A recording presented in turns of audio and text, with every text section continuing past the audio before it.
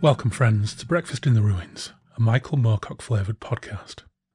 On this show, we delve once again into some of Moorcock's non-fiction in the form of his exposé of his experience of the movie factory dream, Letters from Hollywood.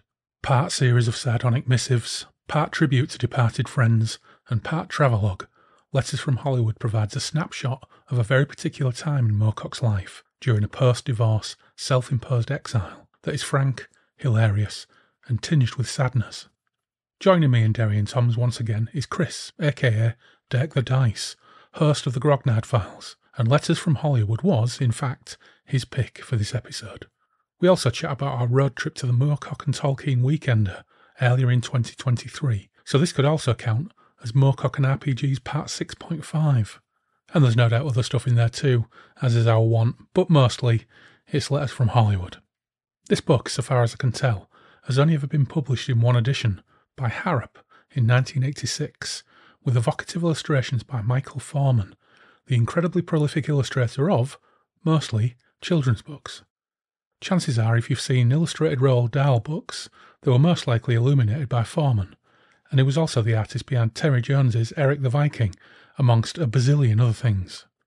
Despite only the one edition, and it being fairly obscure amongst Moorcock's output, relatively speaking, it's easy to get hold of used copies in good nick, so get one in.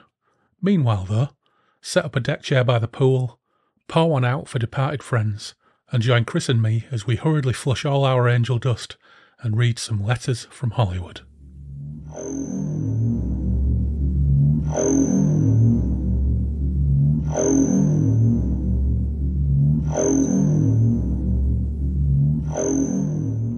We're back in Derry and Toms, and for the second podcast running, I've got a second date returnee. Does that make sense? Is that even a thing?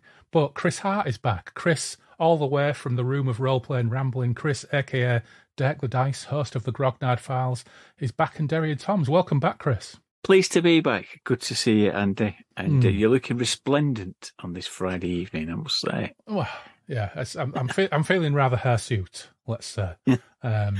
But, you know, it feels good. August, frankly, has been a complete washout.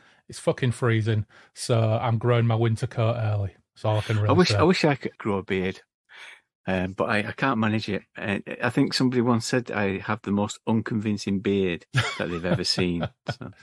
You know what? Buy a fake one. Who's going to know? Who's going to know? Just plaster it on. Now, we're here to discuss a Moorcock book, as we were last time. We'll get to that shortly. But this is the first time I think we've seen each other since the Moorcock and Tolkien Weekender, which took place back in, when was it? April? Yeah, it was. I know it was earlier than that. It was March, but it seems a long time ago. Yet this year has gone very quickly. Yeah. It seems like a long time ago since that happened. It just proves that time is both physical and transcendental, doesn't it? It does. And you know what? I think for the listeners who might not have a Scooby-Doo, what we're talking about, of course, how did the Moorcock Tolkien... I'm only halfway down my first pint and I can't speak already. How did the Moorcock Tolkien Weekender come to be? Actually, before we get into that question, I'm just going to rattle off my first drink choice of the evening. Right. Because... well, there's probably something of an explanation required as to how we're going to tackle the booze for this evening's podcast. Yeah. But the book we're discussing actually launches into beer talk and spirit talk fairly quickly for one reason or another, and we will get to that. But because I didn't want to wait until we actually got onto that point, I thought I would pour one out anyway, and I'm drinking I'll put the bottle down somewhere. How can I have lost the bottle? This room's tiny.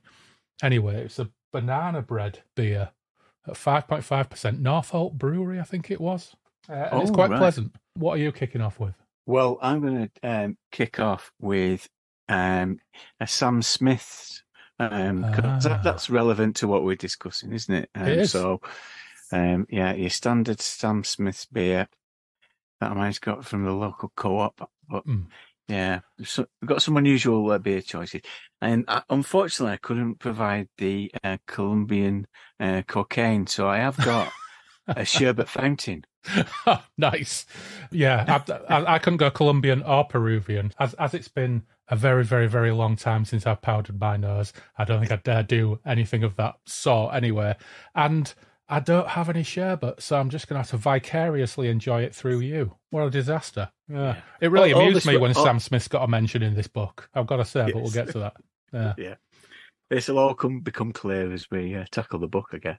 I know, it's so enigmatic, isn't it? So tell us, how did the Moorcock Tolkien Weekender come about? What was it?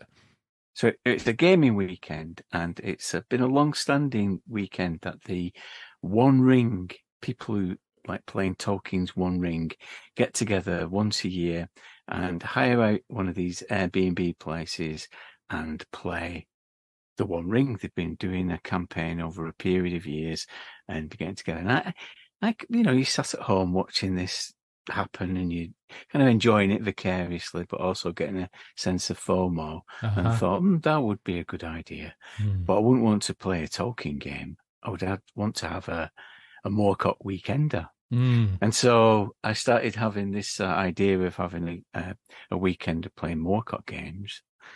And then I thought, wouldn't it be fun if we did it on the same weekend as the guys who were doing the One Ring one? And then we could have a water fight in the garden and finally determine who was better, Tolkien or Moorcock. That didn't quite transpire, but we were all in one house, weren't we? Which was quite a peculiar situation. It was a cracking house, I've got to say. It was the kitchen was fucking great. And when it comes to life in general, one of the things I really love are kitchens, sitting in kitchens, drinking in kitchens, and gaming in kitchens. A nice big kitchen. And that kitchen was unbelievable. It was huge, old, rustic kitchen with a massive table that you could sit around. Probably about 12 people, 14 people around. It was an absolute dream setting to play a game. It was fantastic. And it had the Downton Abbey bells as well, didn't it? So we were in the servants' quarter, weren't we? Yeah. Typically, we were in the servants' quarters, and the Tolkien bunch were in the drawing room. That's right, yeah. They're welcome to it. We were nearer the fridge. Yes. Yeah. So, yeah, it was a place in South Kilworth in Leicestershire that I've never been to before, and I don't think I'd ever be able to find again. It was that kind of place, wasn't it? It was a beautiful place, and it had a hot tub that we were told didn't work. And it was, I think all of us were struck when we arrived there, just how many of us there actually were. Yeah. I don't think we'd quite anticipated. Yeah. That. Well, when you asked me along, I must confess, I had to do a little think about whether I was going to commit to it or not, because going away, I mean, obviously I'd met you very briefly in passing at Grogmeet a few years ago, and we'd communicated online and we'd recorded a podcast together. So I felt comfortable with you. Everybody else was essentially a stranger other than knowing some of the Twitter handles. And to me, that was a real roll of the dice.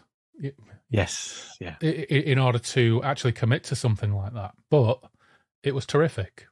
All the guys there, I mean, there's a certain thing with me when I'm gaming. When we game at a table, we have a mix of people from the early 20s through to my age of both sexes. And so going and everybody looking like thinner versions of me was a little bit odd and a little bit of the weirdest thing about it felt like a little bit of culture shock, because it was so different to my usual gaming table.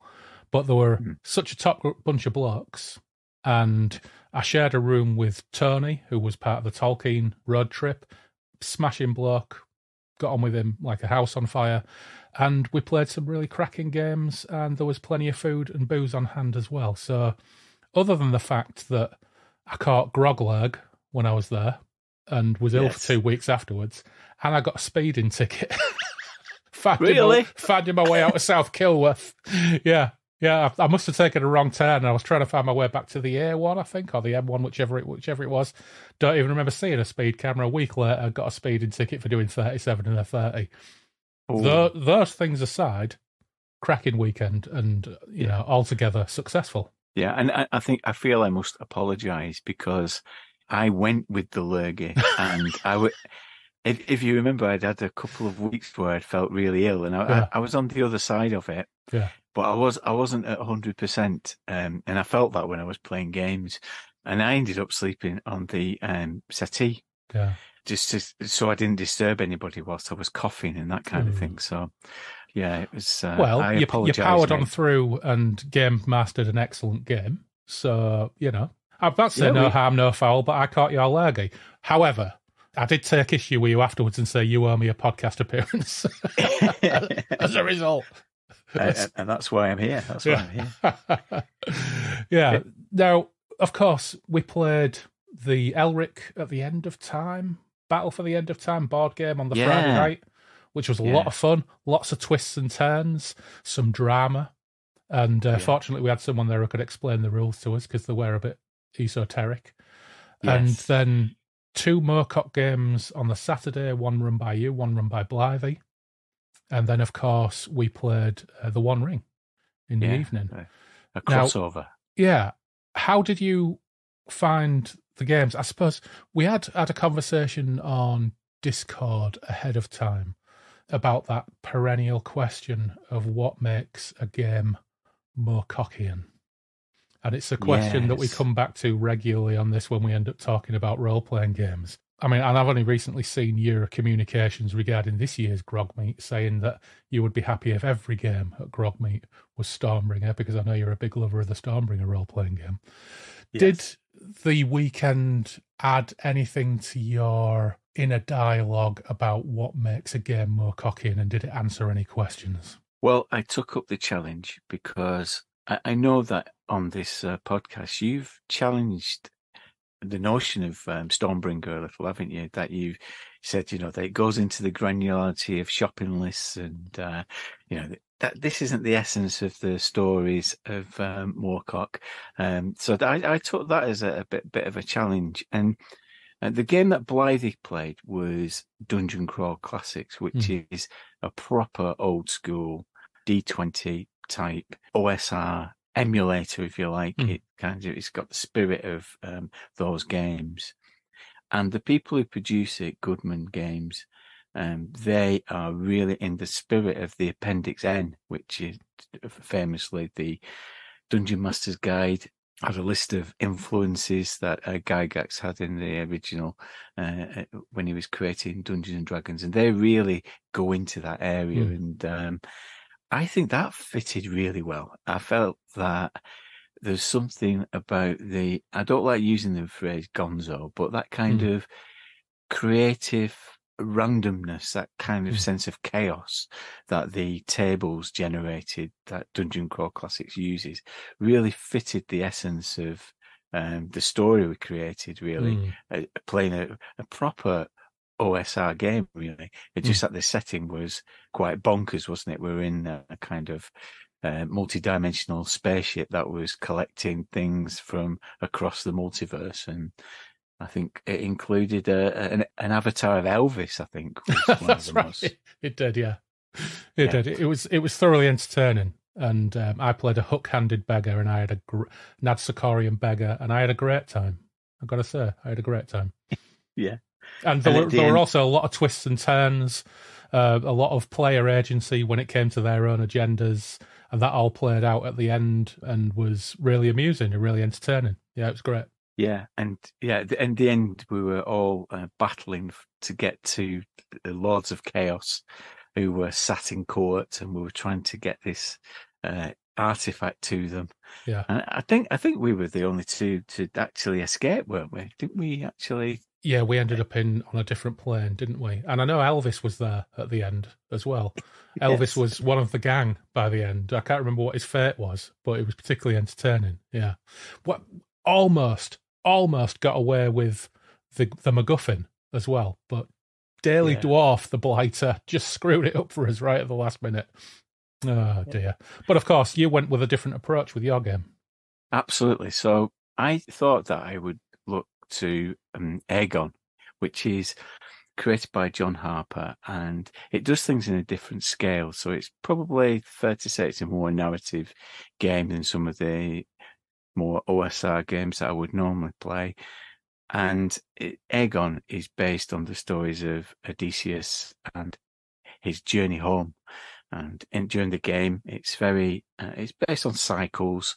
So you travel from island to island, and things happen on the island, and you use the rules to do broad actions. So dice roll, you build up a dice pool, and it is far more narrative. And I thought, well, wouldn't that be interesting to take that concept, and instead of this being Odysseus' journey home, if it was the dark ship that sails between worlds, there's many sundered worlds. So I got you guys to create on the fly aspects of the Eternal Champion, or a companion, because it's quite a quick system to create characters, and it's all done through descriptors.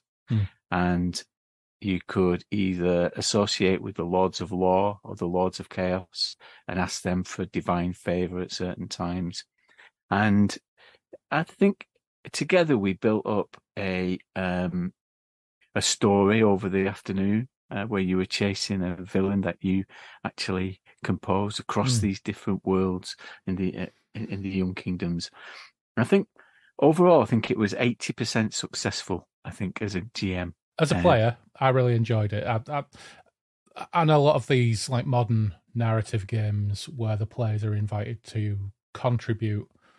I know they exist, and we've dabbled in them a little bit, but I'm a very lazy GM, and I'm quite a lazy player as well. So when you're put on the spot to contribute something, and I think some players really embrace that, and I am it entirely depends on my mood and probably how much alcohol I've got in me as to how much I will commit and contribute to that. But I really enjoyed it, and I think the other thing about that was as well, when we've dabbled in it, I think the pressure is taken off you a little bit when essentially it's a group contribution, like the generation of the villain, and each of you comes up with just a small element of one aspect of that villain. And I think that worked lovely. I thought it was really, really good.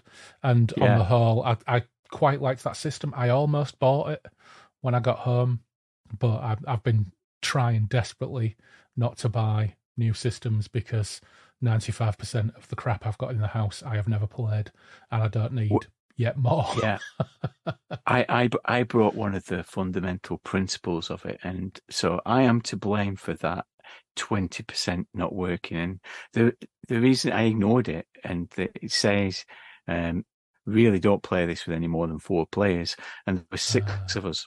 And so it works quite well when you're moving around the table and people are describing how they fail or succeed, or how they triumph against the strife. And when it's moving quickly like that, it's quite nimble and quick on its feet, moving through these picaresque situations.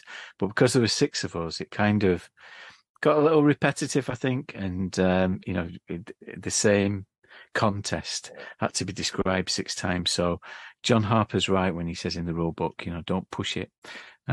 So that was a learning for me. What was interesting is, I played with you guys in the morning. We're all Moorcock fans, and really used the mythology of the multiverse within your Eternal Champions. In the evening, when I was playing with the Tolkien guys, it moved a bit quicker because there was fewer of them, but they didn't have the myth to lean into. They didn't have the stories, so they found it difficult because they were kind of basing it on what they thought they knew. But that kind of worked in an interesting way as well, because it became a bit more like, to use that phrase again, gonzo, because they really went into the multiverse aspect of it. So, I think Tony played a punk rocker from Ladbroke Grove in the 70s. It was a artist, so that really worked well on the ship. So that's the thing, isn't it? For me, about what makes a game Moorcockian, it's not about if there's a Nadsakorian beggar in it, and it's not about if Ariok's in it. It's something about the tone and the mood and the journey from A to B to C that makes it more Moorcockian. And if you want to be pure about it, Doesn't matter if you know anything about any of the worlds that he's created, because you should just make that shit up on the fly. You know, Yes. if you read any of the Coram novels, the encounters are just something that turns up that's odd and a bit weird. Like, I don't know, 6-legged horses with blokes with no gobs and conical hats and 3 arms, and they have a massive fight and they all die because Coram takes his eye patch off and he moves on. And you never see or hear of him again. You know, and that's where the supplements get things wrong, because they do stat blocks for these things that are just throwaway. Yes, you know? And that's the beauty of Aegon, or Paragon as it's known as it in its more generic sense. It's that you can do those scale of things. So you were able to muster armies to fight on your side to overcome your villain, and that you were able to develop allies. You can do things at the scale that Moorcock does when you're doing those climatic battles with demons flying above your head and all that kind of thing. It's just, you can do that epicness, which Stormbringer, for all that I find good about it, it's not on that scale. It is a more granular scale. It is more on, the individual against a pit against another individual, and as you say, the interminable stat block that you have to deal with. Now, I did run Stormbringer after we had that discussion about Stormbringer with Loz on the podcast about 3 years ago, and I loved it. I loved running it. The guys who played, we had a really good time with it. And if you want to do something that's fun, it's great. It's a really fun system, and I actually found it really, really amusing now, thinking back, looking at whether you can afford a 2-man canoe or a clay jar or any of these things. But they're just tiny throwaway things that we picked up on when we actually looked at the rules and had a good laugh about. But I think Stormbringer's as good as anything else. I know when I'm going to speak for Loz here, he's not here, but when Loz plays games, if Loz does something that he wants to be more cocky and he wants everybody to be heroic and hard to kill, and that does feel more Moorcockian, because if they can't defeat a menace themselves, some kind of Deus Ex Machina will turn up and defeat it for them. That's just how things happen in these Moorcock books when they're going to travelogue mode. Personally, I have a conflict, because my own taste in games is I like low-powered games. I like the players to be shit kickers. I like them to be scared of combat and try and find ways around it, because if you get a game where the players are hard to kill, everything becomes about fighting and there's no risk. And so there's a real conflict there for me. And probably the answer is that I'm actually coming to eventually and slowly is that, even having just recently run Black Sword Hack Ultimate Chaos Edition, we had a great time, and I tried to incorporate Moorcockian tropes into it. But there's something about that system where, whilst it is, it's a nice juxtaposition, really, of the characters on paper look low-powered, but there is some wild, swingy stuff in there in terms of capabilities and powers that throw up real surprises for the GM. And if you're really keen to, if you jump on that and make and provide a narrative expansion of what just happened because a character used an ability in an interesting fashion, and you don't pitch yourself against the players as an opponent, it doesn't really matter that the characters are fairly low powered, because you're not out to get them. And I think a lot of games, the way they're set up is the encounters and the way the GM runs the game, they are an opponent to the players, and it's just a mindset thing, I suppose, about those things. But I think ultimately that's why I think a lot of these old systems are absolutely fine for a good time. But I've probably been overthinking it for a long time, and ultimately, if I'm running that game, and I will be running it again a couple of times, I've had to postpone on a couple of occasions, and I will be running it again. And I learned a lot from running that game the first 5-6 weeks ago. It was the first time I've GM'd a game for quite a long time. But I was thinking back to the Moorcock Weekender when I was preparing it, and thinking about the Aegon game and the Dungeon Crawl Classics game. I've got to say, we played the One Ring, and that tended more towards being a bit too tactical for me when it came to all of the combat and the moves and everything. I liked certain elements about it. I liked the travel phase and the scouting. I thought all those things were quite good and fit that kind of game quite well. But it did strike me that it doesn't really matter if you don't know Moorcock. You can still play in a Moorcockian game and enjoy it, and not really think or realise, just enjoy the ride. I think it was the same with that One Ring game. In terms of, everybody knows what an orc is. It doesn't matter if you don't know where Rivendell is, but if you know what an orc is, and it's a little bit more grey and it's a little bit more black and white in terms of where the good is, there the bad is. But it still provided good opportunities to, to role play a little bit and to have a bit of fun. Always good to try new things. Yeah, and one last thing to say about Aegon, and it's probably something that I'm going to revisit and try again, because I know that when you were talking about Moorcock in games with Clarkey, the subject of Doom came up, and with Aegon, you can have Doom, so that is how you get harm as a hero. It doesn't really manifest itself as physical harm as such, or it could be mental strife as well. But slowly and steadily, as you call upon your divine favor from the chaos or law, increasingly your level of doom on a tracker increases, and things start to get more difficult.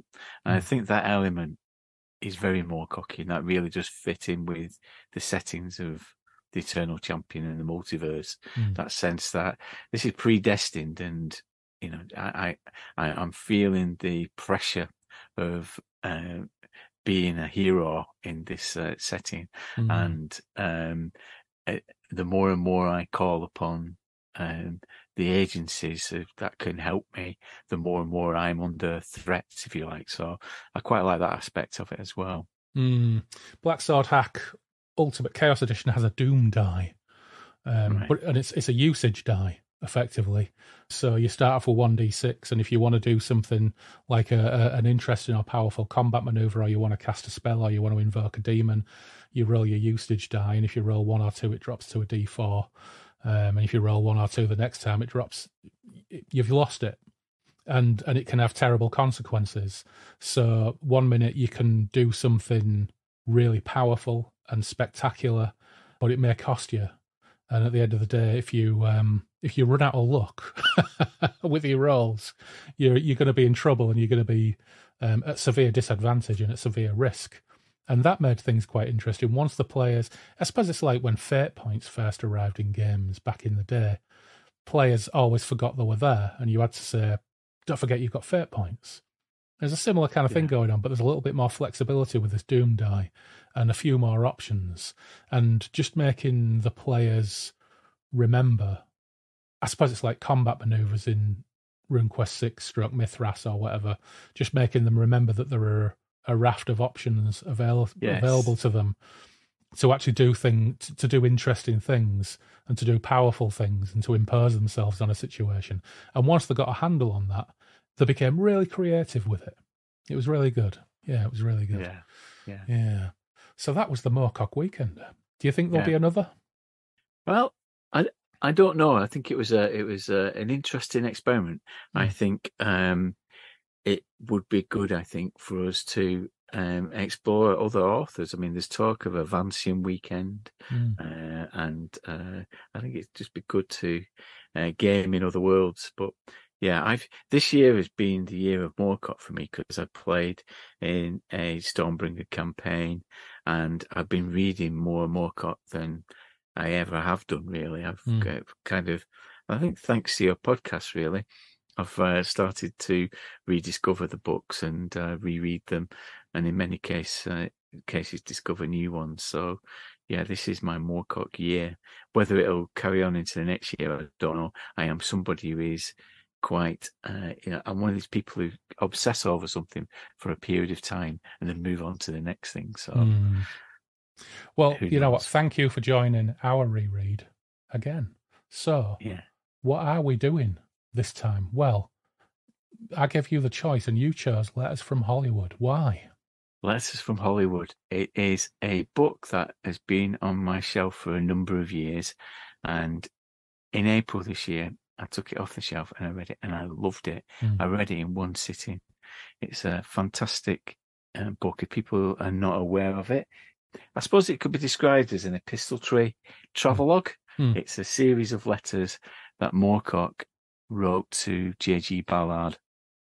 They were originally printed in Ambit magazine which Ballard was the fiction and literary editor. And that's an interesting little magazine. I think we talked about little magazines last time, but it'd be quite nice to talk about that. But yeah, I had an interest in that because these letters are a fascinating memoir of a period of time when Moorcock was in self-exile.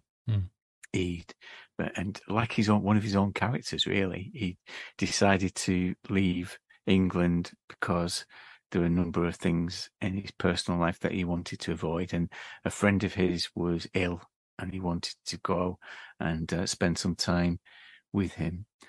And so I suppose the first portion of the book is that period of time where he's spending time with his friend, and you get some idea of what life was like living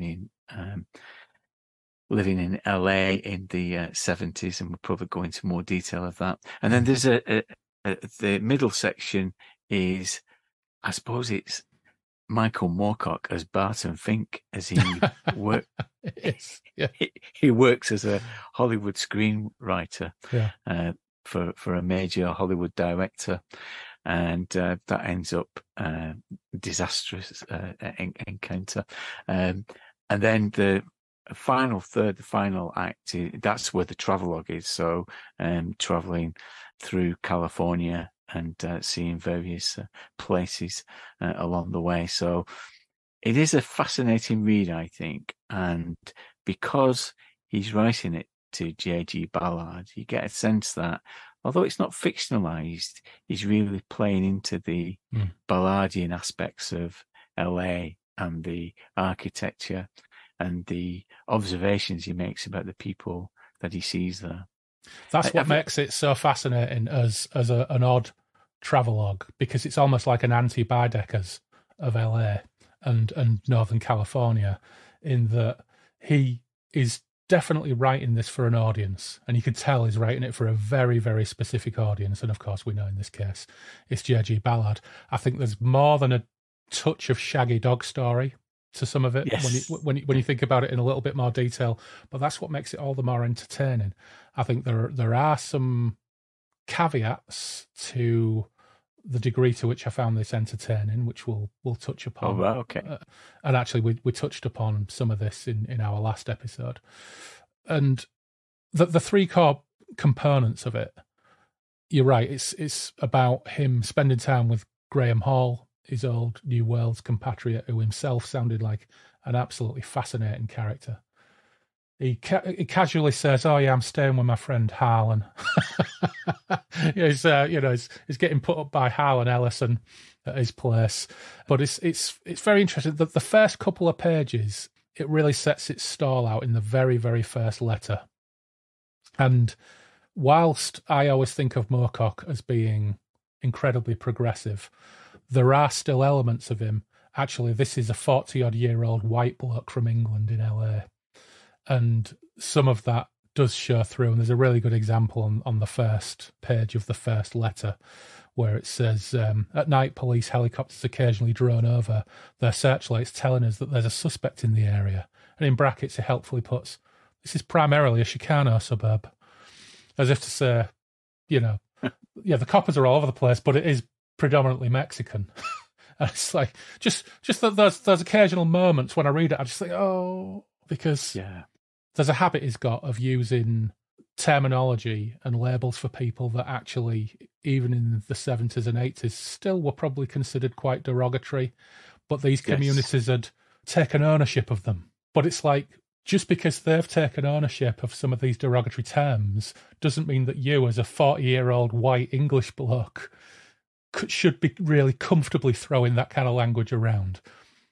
Those are the odd occasions where that kind of language comes in. And I don't think it's down to Moorcock being racist or any of those things. I don't think he's racist. There are obvious examples where him and Linda live in neighbourhoods which are predominantly ethnic, and they get on wonderful with the neighbours. But nevertheless, he makes frequent references to the blacks. Yes. It's just a little bit jarring. But at the end of the day, I've spent a lot of time with my old man these last few weeks for one reason or another. And sometimes you just have to remember that those were slightly different times, and there's probably a degree to which I have to ask myself, am I taking offence on other people's behalves? And do I just need to, relax a little bit and not worry about it? But just from time to time, some of the language is just a little bit jarring. Yeah, and I observed that as well. And I think we had this, as you say, we had this discussion last time when we were talking about wizardry and wild romance. And I think he is a nonconformist, anti-establishment figure from a very discreet and specific place. And Ambit, I suppose, as a magazine, reflects that, because Ambit is a literary magazine. It actually stopped. I think it's been around since like 1959. It actually stopped being published in April this year. So it's had a long run, and it was a publication that was supported by Martin Bax, who is a paediatrician by day and a magazine publisher by evening, and a fan of jazz. And I knew Ambit quite well because Blythe, my sidekick as he describes himself, was friends with Jim Burns, the poet, who was a contributor to Ambit. And it is a very rarefied world that Ambit exists in, and it is it's quite bohemian, but it's kind of a conservative bohemia, if that describes it well. That makes perfect sense. And for all the kind of revolutionary movement that New Worlds represented, and Ballard and Moorcock, they were pushing against some of the orthodoxies in literature, and that's what interested them in music and in those areas of life that they were interested in. I don't think they were particularly social progressives. I don't think they were particularly interested in, society and equality of society. And I think I said that previously. I think we have a tendency to project those on that. I think it's from a very, very rarefied view that they're in. Very creative, pushing against the establishment, but the arts establishment, if you like. Yeah, and it comes through loud and clear in this book. It's hugely entertaining. It's wonderfully written. But what comes through loud and clear, especially at the end, we're probably getting ahead of ourselves, but at the end when he goes to San Francisco, he absolutely rejects the social niceties and the social mores of the San Francisco set, and much prefers the stratified, grimy society of LA, because he says it's essentially a more honest version of fucked than the San Francisco version.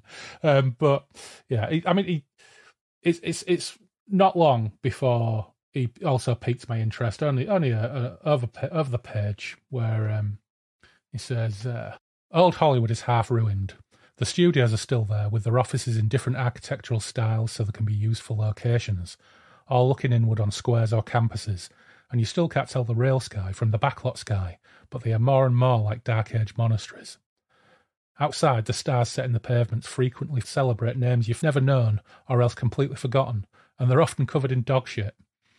Everyone seems old and looks like the actor or actress they hoped to replace when they first moved here half a century ago. But that's a long way from North Hollywood, all that, where I am.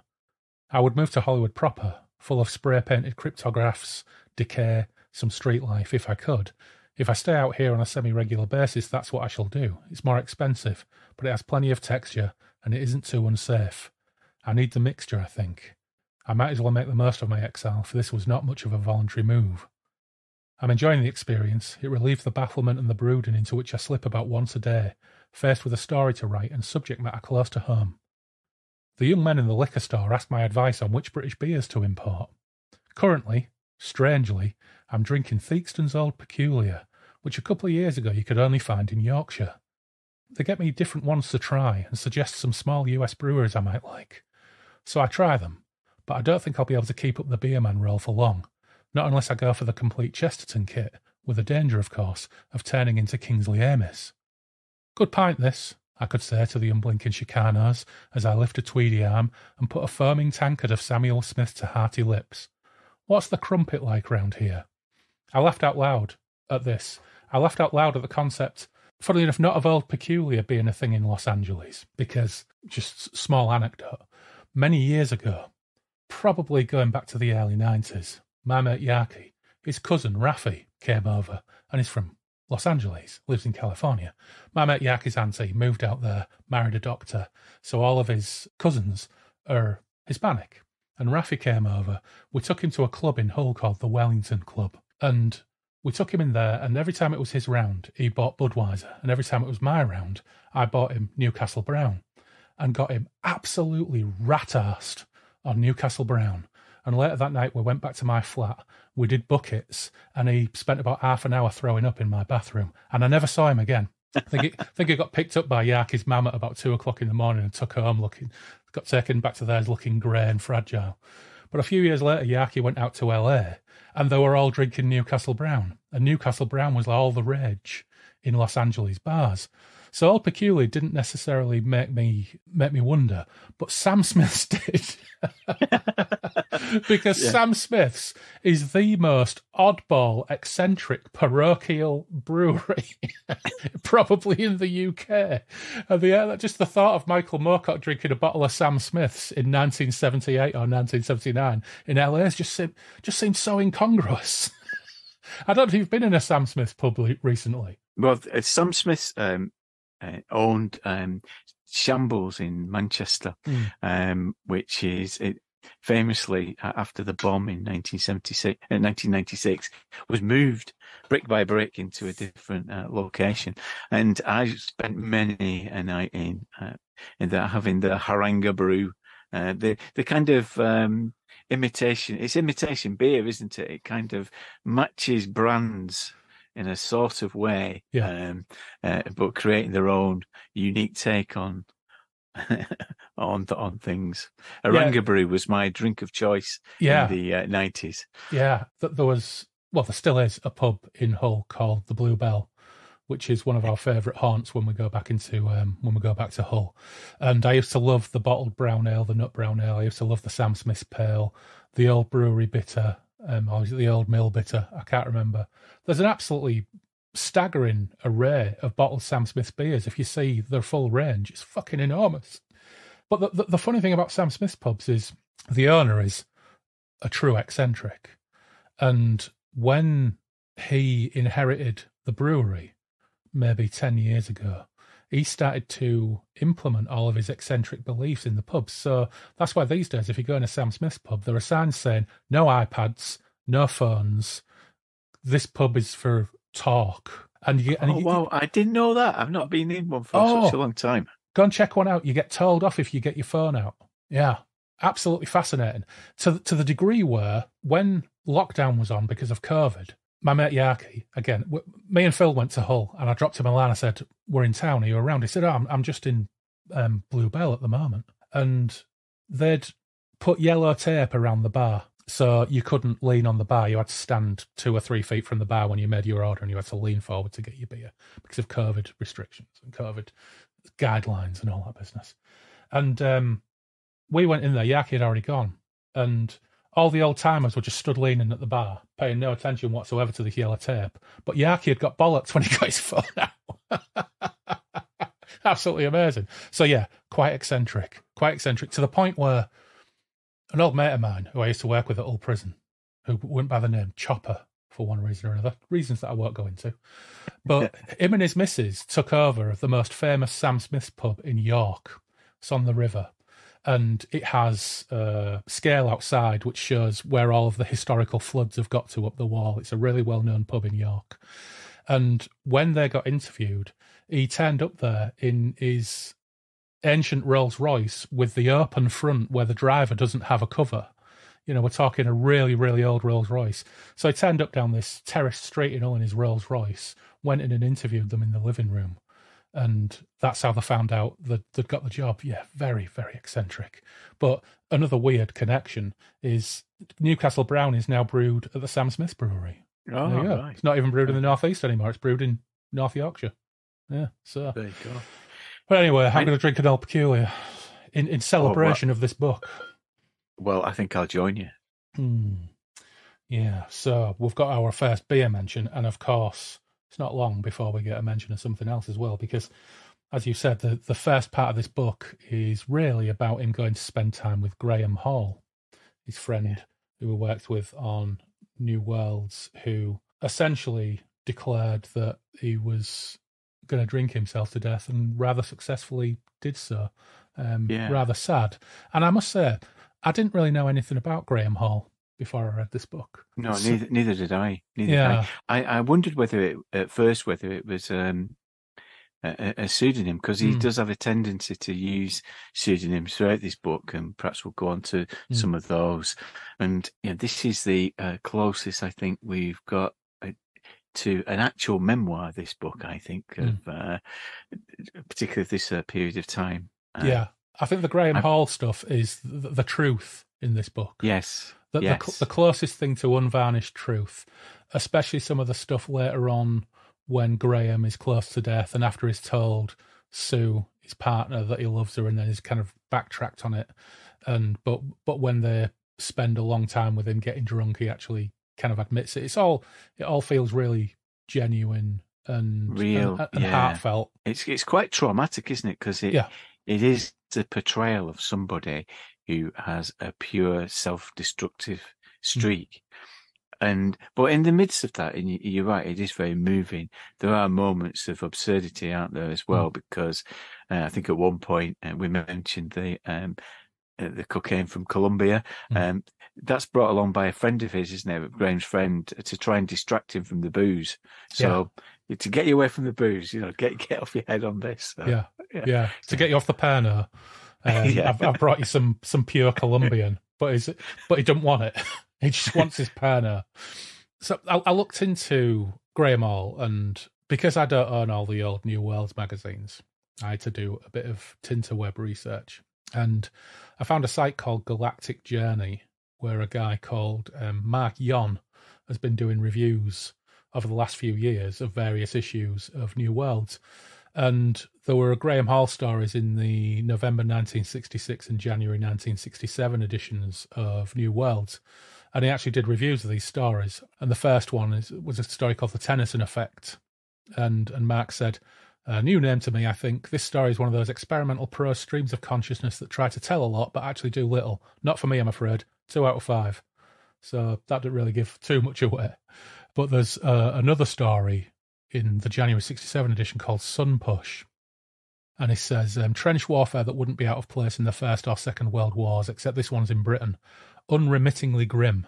Private Time St. John Smith, with his battalion companions Amos and Sergeant Trelawney, fight their way across southern England.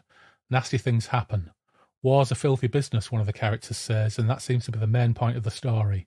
To prove it, there are a number of atrocities that occur here. For example, captured prisoners are put into brothels, sedated, and forced to perform, amongst other indignities, something our shell-shocked characters accept and take advantage of. War is hell, etc., etc. 3 out of 5. So, he rated that one ever so slightly higher. And I can't find any references to any of the Graham Hall stories, but I do know that he did some editing work on New Worlds as well. But I think what this really tells me is that I need to accelerate something I've had on the agenda, which is reviews of New Worlds, or certainly coverage of New Worlds on the podcast. But getting hold of some of them would be a challenge. But there are the 70s paperback Best of New Worlds edition. So I think we'll probably have to give some of that some thought. And I know a couple of the patrons have requested that. So that's probably something we'll look at.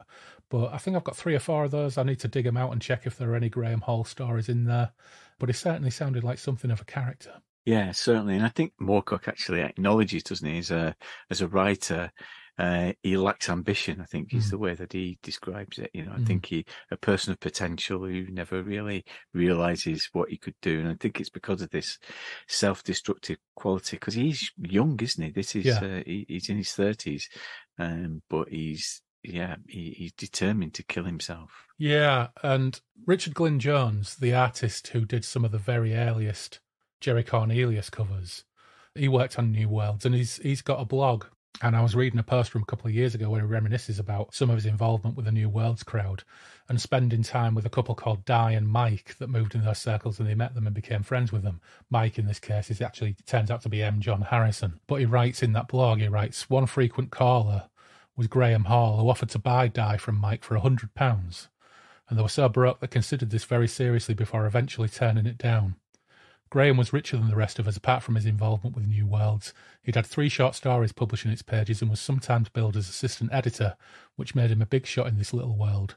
He wrote scripts for DC Thompson's comics, mostly schoolgirl yarns, for Bunty. This enabled him to buy a spanking new Hillman Imp, a tiny car for a big guy, in which he drove up to the head office in Dundee from time to time. He offered to show some of my lighter work to Thompson's to see if I might cut it as an artist for the Beano or Dandy, but he never did. And I realised that as far as I was concerned, Graham was playing manipulative and cruel games. He was a troubled person, family issues that we never really found out about, and was rather theatrically saying that he meant to drink himself to death, so he became known to us as Death Wish Hall. Whatever, he didn't like me, and I soon grew to dislike him right back. And I'll put the link to that blog in the show notes, because that one blog post is amazing. It has got so much in it. It's incredible. But yeah, I'm more and more intrigued by this Graham Hall guy. And of course, probably a third of the way through the book, maybe, he does pass away. It's quite touching and heartfelt. He was 33. Yeah. He was 33 and he drank himself to death. Incredible. Yeah. And there's some really personal stuff in here. There's some amusing stuff as well, particularly where Harlan Ellison is concerned.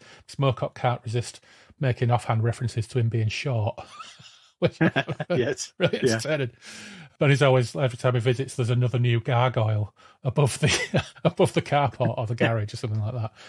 But there's a little bit, and this really leans into the fact that this sense of melancholy is shot through this entire book, despite the fact that some of it is, I mean, it's all well written, and despite the fact that there's a lot of very amusing stuff in it, there's a real sense of melancholy. And he says at one point, it did me good to stay with Harlan, partly because his lifestyle is almost completely the opposite of my own.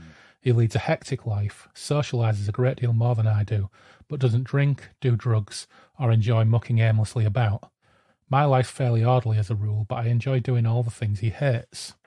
Also, I'm fundamentally monogamous. I simply can't conceive of living the way he does. He kept telling me to get yourself a girl, it'll make you feel better. I told him it was the last thing that would make me feel better, a further emotional involvement. But of course he doesn't think of it like that. My marriage was over, but I couldn't help it if I still felt married. It was like having ghost limbs. And this is shot through the book, a sense of loss and a sense of missing things. You know, I mean, later on his children come out, and nevertheless, it's always there. It's always there throughout the book. And it's very human and very relatable, Moorcock's kind of sense of self in this, which makes it all the more readable and engaging. Yes. What I find striking as well, Andy, is that clearly at some point he and Linda get together, but it's not really a moment, is it? It's not a moment where they realise actually we're together. It kind of creeps up on you as a reader as you're reading these books, because obviously because of the nature of the letters, you're just getting partial glimpses in what's happening over a period of time. Yeah. And then you get this realization that Harlan Ellison's assistant, who's working through his library, sourcing at his library, they become attached, and it's Linda Moorcock, who he's still married to. But you don't get that moment, do you, where actually we're now together? There's just like this wonderfully absurd, there's full of wonderful absurd moments where he is picking maggots out of the face of her dog. As a kind of that's like a fucking horror story, that, isn't it? That's the most it's absolutely horrific, where he's just offhandedly talking about the dog, because it's one of those dogs, a pug or something, where it's got a wrinkly face, and food or matter or whatever it is gets into these wrinkles, and before he knows it, there's maggots that he's picking out of the dog's face. It's absolutely disgusting. It's fucking awful. He kind of describes it as a kind of measure of the affection that he has for Linda, that he finds himself in this predicament that as the true nature of love is picking maggots from your dog's face. Yeah, you're right as well. There isn't that moment. It's, he refers to Linda Steele, and then he's staying with her, and then they're going everywhere together. And when he's having trouble getting his money, they're relying on her credit card. And it took me an embarrassingly long time for the penny to drop that this was Linda Moorcock. Yeah, it was like, oh right, okay, now I get it. But because there is no reference to, I think it comes down to the fact that he's writing these letters to Jimmy, to J.G. Ballard, and he's got a very specific purpose and he's writing in a very specific tone and voice for J.G. Ballard, and there is not an ounce of romance to any of it. No, it is. No. Linda and I did this, and yeah, I think probably you're right. The closest thing to a declaration of love is him picking maggots out of a dog's face, which is quite sort of weirdly romantic in a sick way, I suppose. But yeah, good luck to you, mate. I mean, he does describe her as beautiful. No, he does describe her as beautiful. In one of the early letters, when he talks about Harlan's assistant or personal assistant, he describes her as tall and beautiful. That's about the more romantic thing he says about her in the entire book. Yeah. Other than her credit card got him out of trouble. I mean, before we move into the next act, we should also acknowledge I did enjoy, because it's illustrated, the version I have by Michael Foreman, and they're sketch-like images, aren't they? And I think the moment where he's describing the mnemonic architecture, the programmed architecture. Yeah. So places that are in the shape of donuts and hot dogs. That is the real Ballardian moment. That's like kind of fueling the landscape of Ballard. Tale of the Pup. Yeah. The illustrations are wonderful, and they add to the fact that this is not only a very interesting story of his experiences seeing Graham, his experiences with the director, who we'll get to shortly, but also that there are passages in here that are wonderful. And when I was reading it, they were reminding me of scenes in some David Lynch films that I love for similar reasons. Not that they're like David Lynch films, but they're similar in that it's like depictions of odd, mismatched people in absurd and outlandish scenes that make me want to be there and make me want to experience it. So there's a good example when he's talking about the Tropicana, the hotel, that at one point he compares to the Chelsea Hotel in New York, but he says the Chelsea Hotel is cynical and concrete and shit, and people do it because it would go there because it's reputation. But the Tropicana is much more interesting. He says that the Tropicana has a swimming pool which could contain a corpse and a couple of dead dogs without you noticing. Punk rockers and Rasta men from England lie around it in battered lounge chairs, drinking beer out of cans and chortling at the fun and games of an obscure all-Japanese girl band. They try to drag one another in the water while an older, mannish woman stands on the side, smiling like a tolerant madam. She's someone who failed to resemble Debbie Harry. It's brilliant. The office of the Tropicana is covered on all available wall space with promo pictures of rock bands signed by unfamiliar names, like the Dying Cats, the Filth, the Yellow Cum Cum Band. Behind the desk, two friendly queens smile at the customers who come in to complain that their air conditioner is fucked up, or the boyfriend has locked them out of the room and is trying to kill himself in the shower. This is all taken in the staff's stride. Horribly decayed roadies in ancient leathers and dyed blonde hair, which hasn't been washed since the day before Woodstock, lie dazed in chairs, maybe waiting the arrival of rock bands which have long since broken up or been killed in road accidents, or collapsed from overdoses. Sweet-faced Beverly Hills groupies giggle around the house phone, reminding some spaced and uncomprehending Geordie that they'd met the night before at the Hollywood Palladium. It's fucking brilliant. I just love it. And there's also a reference there, which I've got to say, I probably take slight issue with. It says, where are we? He's talking about the Duke, outwork hamburgers. Oh yeah, big hamburgers, corned beef sandwiches, what we call salt beef in England. Right. Let's have this conversation. Okay. Salt beef equals corned beef. Discuss. No. not having that. I'm not having that. It's corned beef. No, I'm not convinced. And I wonder if Americans would even recognise what we understand corned beef to be. Because to me, certainly in the 70s and 80s, corned beef, I'd never even seen sliced corned beef. Corned beef was in a tin. Yes. So Moorcock really identifying himself as a bit of the hoi polloi there, comparing corned beef to salt beef. I wouldn't eat corned beef as a kid unless I didn't know it was there. So my granddad would make corned beef hash, and I would eat it because I didn't know really it was corned beef as a kid, because he put me off corned beef because, of course, they would refer to bully beef. And he told me stories in the war of serving in North Africa, and it was so hot they would open a can of corned beef and it would just pour out. Yeah, it would he'd pour it out into his mess tin and break biscuits up and eat liquid corned beef with his spoon. And that put me off corned beef till I was an adult. I don't mind corned beef now, but as a kid, I would never have it. So no, I'm not having that. I'm not having that salt beef is corned beef. I'm just not having it. No. Yeah. But those passages do make me want to be there. And Loz and I, over the years, I mean, we're a bit late now because I'm 51 and Loz is 52, but we discussed a joint 50th birthday present to ourselves, where we'd take an extended break from work and go on a road trip through the States. And at one point, we'd actually talked about, we'll start in New York and then we'll drive down to Texas, go to Cross Plains, Texas, and places like that. And that's the kind of shit I'd want to experience, because prior to this, it was a scene in Wild at Heart where you're sitting under the stars drinking some obscure whiskey with that evening's companions of chance, whilst 4 trailers down, a load of drunk, obese people are making a porn movie. You know, and as long as Bobby Peru doesn't turn up, I would more than happily have an American road trip that consisted of scenes like this. And it really makes me want to do it. It really makes me go, one day, damn it. I don't know what Loz would think. I don't know if Loz would actually commit to that kind of holiday, but, oh yeah, I'd love to do that. It'd be amazing. Have you ever been to LA? No, never been to the States. No.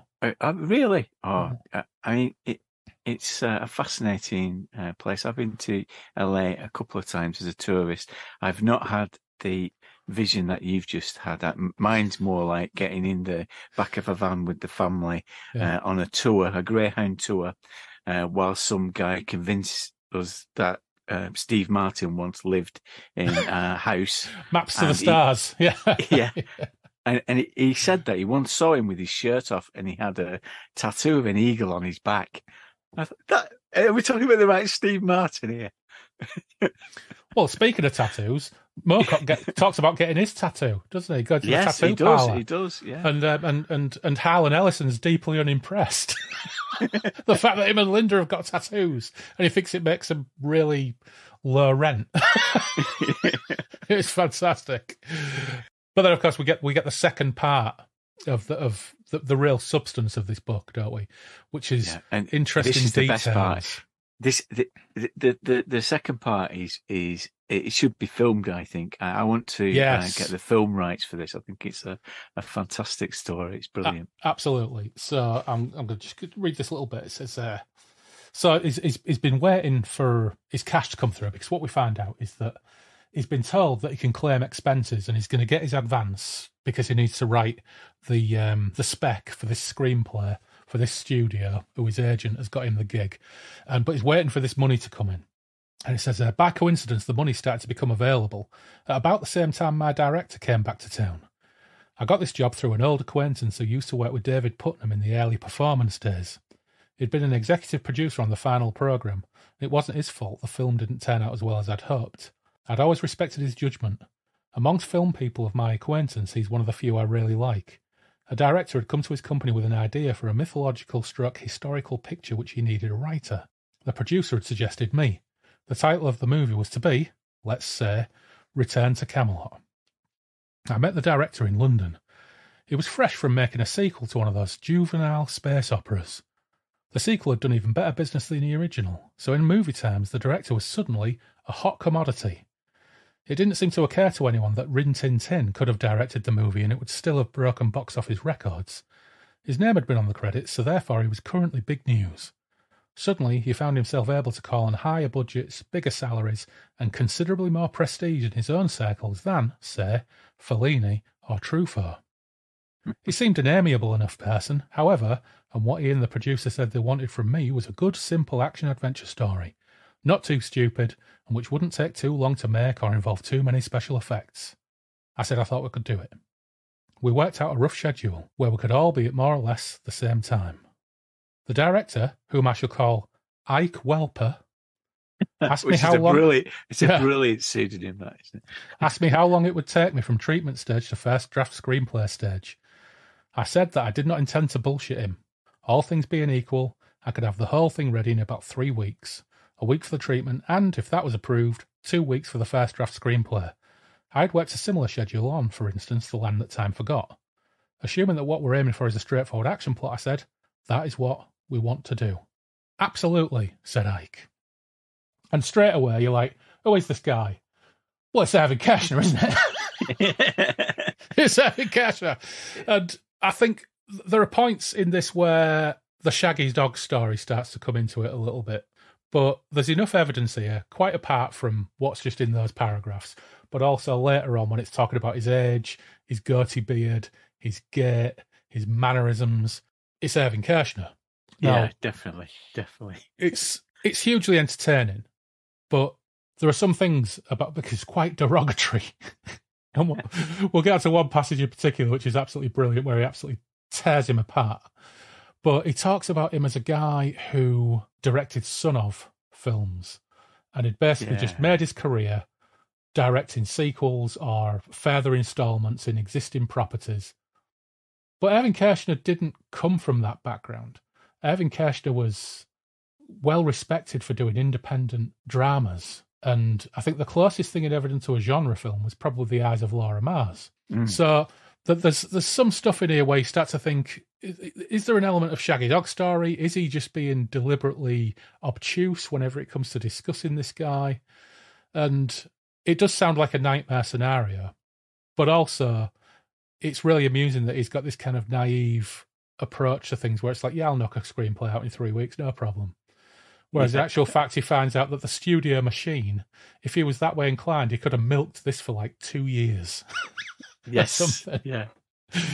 Yeah, that is part of the amusement, I guess, isn't it? His opportunity to exploit the expenses. Yeah. I mean, I think the best he gets is a new typewriter and an extra ream of paper, isn't it? Yeah. And he realises whatever he asked for, he could get. Yeah. There are references as well where at one point he says, we didn't cook dinner at home, we went out because we could claim that. So they're just eating out all the time, because if they eat out, it all gets paid for. If they eat at home, it doesn't. Sadly, it moves on to the next level. We get this overlap between the two parts, and Graham dies. And that's where it's very sad.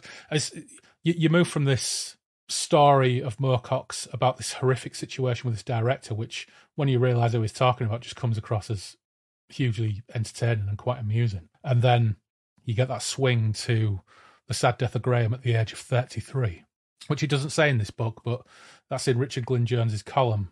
He says he died at 33. He says his intention to drink himself to death, he succeeded.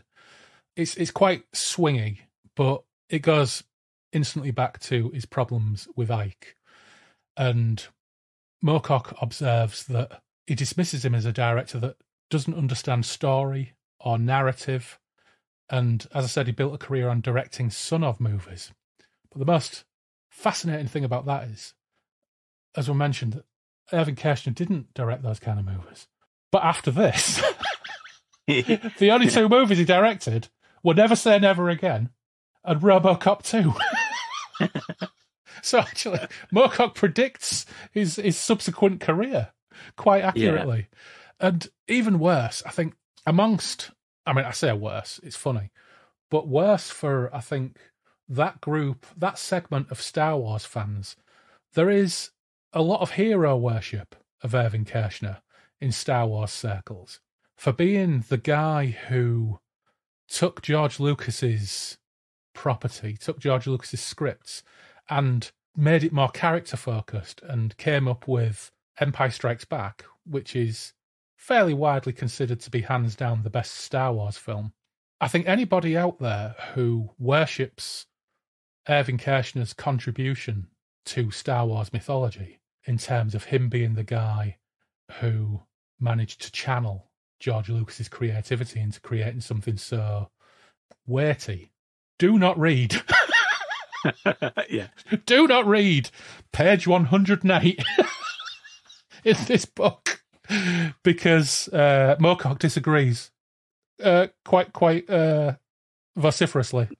Well, I think here is Moorcock casting himself as the Englishman abroad very definitely in this. He situates himself as, again, from this rarefied world of Ladbroke Grove and the literary set of, and I suppose the genre writers of in London, and he's placed within this extremely rich, rather gauche.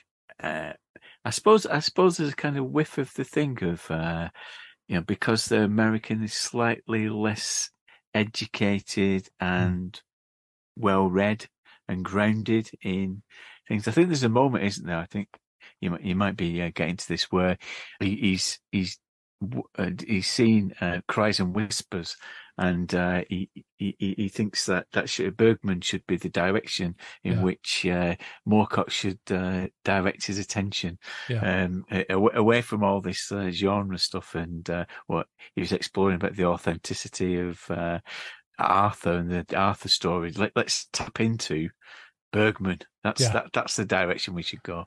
Yeah, it should be Bergman by way of Kurosawa. Yes. Yeah, it's amazing. He says, my boss thinks not in terms of narrative rules, but only in terms of other movies he's seen. I've come across many bad writers who display the same characteristics. Few of them, however, earn the kind of money this man makes. Once again, my naive, puritanical soul is deeply shocked. I used to think that the complicated business of making a film was what went wrong with so many of them, particularly in recent years. Somehow people lost their grip on the movie, I thought, and so it shifted direction, contradicted itself in narrative terms and failed to maintain dynamic, thus making a true resolution impossible. I'm rapidly beginning to realise that movies are not spoiled during their making. They don't grow banal because of outside forces, or interfering producers, recalcitrant technicians, or bad actors. They are actually designed badly from the outset. They are banal from the very earliest stages of their existence. Whole teams of pre-production people get together to ensure the banality of the final print.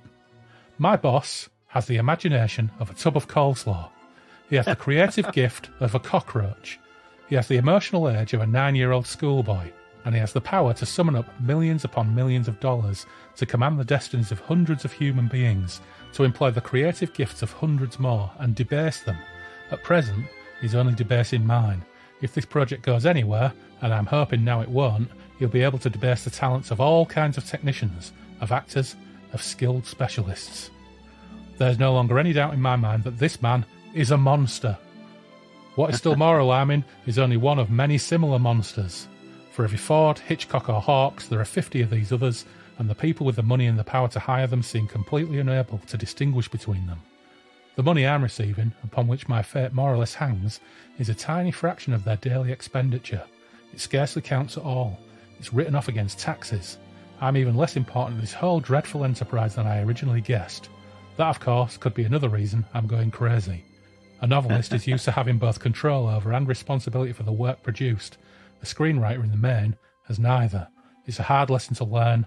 I'm not sure, in the end, I want to learn it. Oh, harsh. But yes, one of my favourite paragraphs in the entire book occurs during this letter when he says, "These days I'm ready for a drink, but my boss doesn't drink. He's come somewhat late to the notion of health. We have some milk. I pray that some of the uppers I took just after breakfast will last me through another day of this." Oh, amazing. We've all been there, haven't we? We've all been there. Good God. Yeah. But again, Andy, just think of who the audience for this is. So it's appearing in Ambit magazine, of struggling poets, jazz musicians, artists, and this is orthodoxy. This is the Hollywood machine, the industry, and the creatives there, as he says, can summon millions of dollars, and that's the injustice of it, that they have the imagination and capabilities of a tub of coleslaw, and brilliant. yet it's such a brilliant paragraph. Yeah, such a wonderful paragraph. It's fantastic. And I think, it's still entirely possible that a lot of this is heavily embellished and a bit shaggy dog, perhaps hence the pseudonym. And of course, there is another pseudonym at the end, which I think we'll get to. But he's basically talking about his screenwriting nightmare, but he's preaching to probably a group of people who feel justified and validated by his outrage. But it is an entertaining read. But of course, I think we've skipped over the end of Graham Hall, and we haven't yet raised a Pernod to Graham Hall. Now, did you manage to source some Pernod? I didn't source any Pernod. I apologise. I was going to get a miniature because I couldn't commit to a full bottle. Yeah, because I haven't drunk that since the 80s and the Moorcock incident. Yeah, well, you could tell me about the Moorcock incident because I'm going to tell you about the East Yorkshire buses incident, which also involves Pernod. So you go first. It's confession. It's Pernod confession time. Yeah. Well, I mean, me and Blythe went on a holiday to Moorcock, and we had to gather whatever drinks we could. And Pernod was the only thing that we were able to rescue from the back of the cupboard when we were 6. And I don't think a drop has touched my lips since that fateful apocalyptic night. Yeah. Similar experience, but in my case, I'm 16, 17. There's a nightclub in Hull called Spiders, which is a famous nightclub to anybody who was of that age, or was around in those days, or was at university in Hull in those days. Spiders was an alternative nightclub that was only open on Fridays and Saturdays. Funnily enough, all of their booze was provided by Sam Smith's. They were licensed by Sam Smith's. So all of the spirits were Samuel Smith spirits, and you know that all the Sam Smith spirits that you get on the optics of the back are like strange knockoff spirits. And they did a line in cocktails that we all used to hammer when we were 16, 17. And there were things like Pink Pugsley's, which was strawberry milk and brandy, and probably Galliano. They seemed to put Galliano in everything. There was a brown bomber, which was chocolate milk and brandy, and probably Galliano.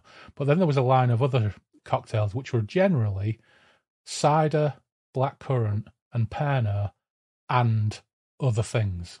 So there was the tarantula, which I think was cider and a Pernod and black. Half a cider with Pernod and black in it. But the pinnacle of these was in a pint glass, and it was a Pan-Galactic Gargle Blaster.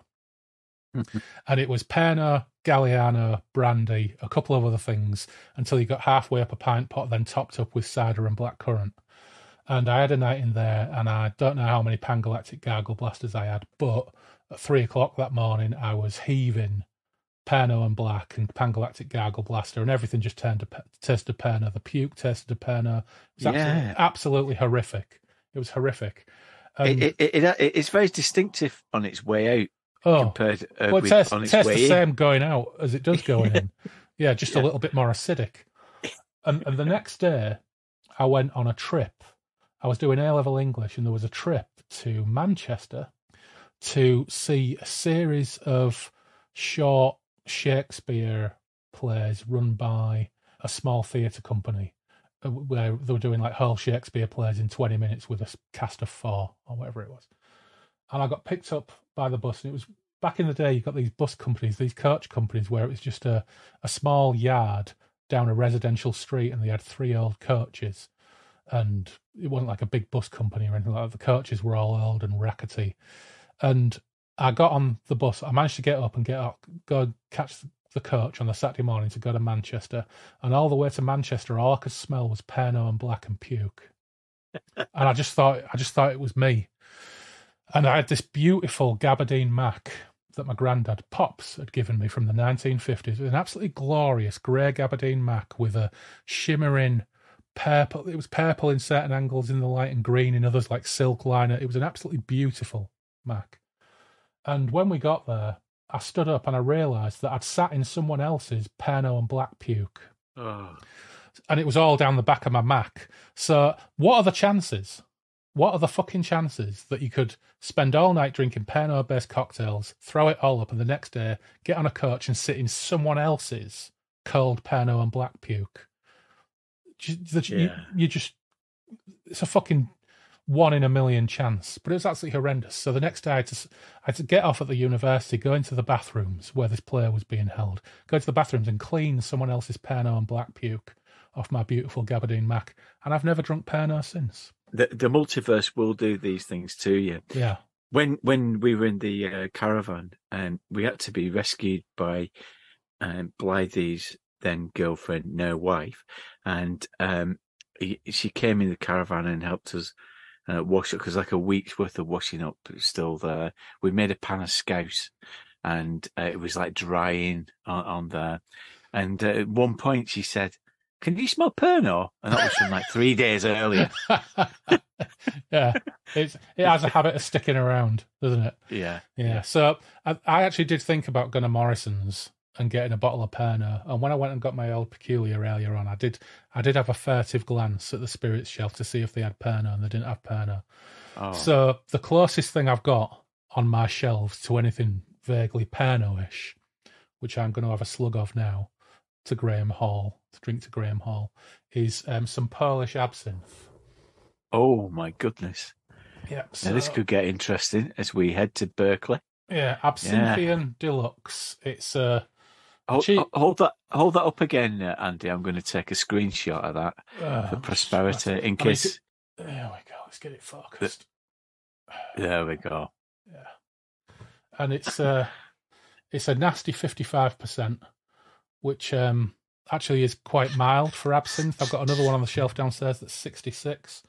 But most people make a terrible mistake with absinthe and think you're supposed to just do it as shots, which just rips your throat lining out. Yeah. So I've got some nice chilled water that I'm going to loosh it with. And of course, you won't be able to have this in Hollywood because I think absinthe's banned, isn't it, in America? It was for a long time. Absinthe was illegal in a lot of countries, which I think, this might be an apocryphal story, but I think that's why things like Pernod and pastis and some of these other things actually came about, because they basically took Pernod, made it a more sensible strength. Sorry, took absinthe, reduced the strength of it and took the wormwood out. And what you basically had was a syrupy absinthe, a syrupy aniseed-based liqueur. But there we go. Got my loosed absinthe. So I'll tip of that. There we go. Yeah, quite pleasant. To Graham Hall. So we do shortly get one of my favourite anecdotes in the book, which is he's chatting. He goes to his agent's party. His agent invites him to a party at his place in Beverly Hills, and he's chatting to John Vernon, Canadian actor, most famous, arguably, for being the Dean in National Lampoon's Animal House, and Dirty Harry's boss. Harry Callahan's boss in the first 2 or 3 Dirty Harry films. A wonderful image that makes me deeply envious of the whole scenario, but it only gets better because Christopher Lee turns up. Oh, this is great. This is wonderful. Worth price of admission alone. It's wonderful. and this is why this entire... You could turn this book... I would welcome this book as a film as much as I'd welcome any Moorcock thing as a film. It'd be brilliant. And it says, according to my agent, who, like most, is given to hyperbole, Lee is my greatest fan and has come specially to meet me. Lee knows Vernon. Vernon asks him about the latest cricket scores, and Lee reports what he knows. As Vernon goes off to get another drink, Lee confides to me humorously that he's never been interested in cricket in his life before.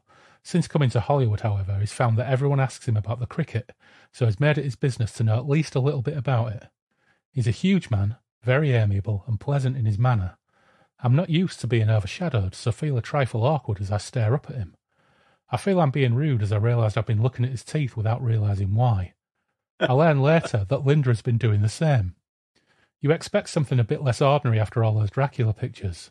I actually prefer Lee in what you might call his dialogue roles. He was a great hero, for instance, in The Devil Rides Out. He tells me how much he's enjoyed my Elric fantasies and wonders if there's going to be a film soon. I'm a bit too old for Elric now, but I'd love to play Ariok.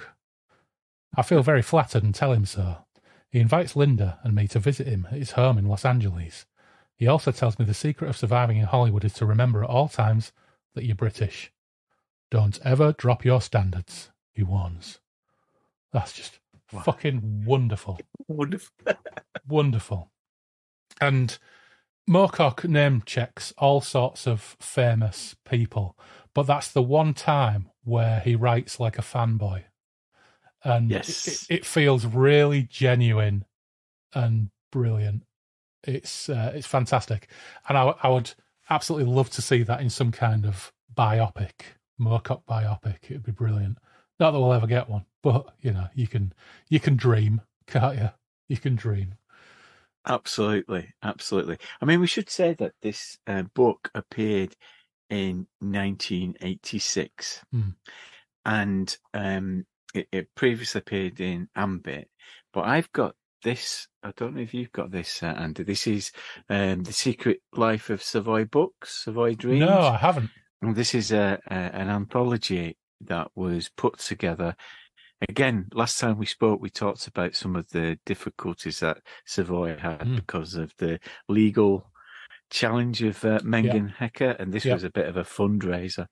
And it includes excerpts from letters from Hollywood before they're collected in the book. Ah. Yeah, and that anecdote is the same, but it appears slightly different in here. So it becomes a little bit more embellished in the anthology that we're reading today. Right. Yeah, so, I mean, I don't think there's any value in going through it, but just some of the words in it, it's kind of foregrounded a bit differently. Right. And all it concentrates on is the fact that Christopher Lee wants to play Ariok in this version. But yeah, it's kind of, as you said, this Letters from Hollywood is a bit more of a Shaggy Dog version because, you know, the lines are laid out there to tell this story. Yeah. So I think that's quite interesting comparing the two. You know what? It wouldn't be a Moorcock text if it hadn't been revised. Exactly. At least once, would it? You know, exactly. They all get revised. Sadly, there's a bit of whiplash after this because you get this wonderful, heartfelt moment, this Christopher Lee moment. And who doesn't love a good Christopher Lee moment? You know, the guy was a fucking legend. But there's some slightly less savoury content follows. And so he and Linda moved to a predominantly black and Latino neighbourhood where he comments that they're made to feel very welcome. But then he's musing on the blacks and the Chicanos. And there's an anecdote on page 143 that gave me absolute whiplash. I'm not going to read it because it's pretty unpleasant. But they visit a dog breeder friend of theirs who tells them her children are handing out clan leaflets, and she regales them with clan jokes told to her by those same children. And it's pretty unsavoury. And funnily enough, I think Moorcock knows what he's doing where he puts that in at this point, because it marks a distinct change in the feel of LA that you get from Moorcock's letters after this point. Once he's free of Ike, he and Linda seem to have a more jaded sense of the city and its environs past this point. And it's almost like that's a punctuation mark at some point. And he has his interactions with his new agent because he's completed the script now, he's submitted it, he's got the second half of his payment, he doesn't have to deal with Ike in inverted commas anymore. And this blank check deal with the script he develops belongs to, you get this sense that it belongs to like the tail end of a golden age of Hollywood. And the times are a-changing, and he refers to Reagan's America starting to kick in, and his agent is a lot less effusive. He likes his new agent because he thinks he's more honest, but this idea that there will be this endless gravy train for him to just write a screenplay that never really comes to fruition has gone away. And that's when we get this couple of letters that outline the trip upstate to escape Venice, and we get this travelogue. And the rather amusing stuff where the travel up to San Francisco, and it does get a little bit Baedeker here again with some of the travelling.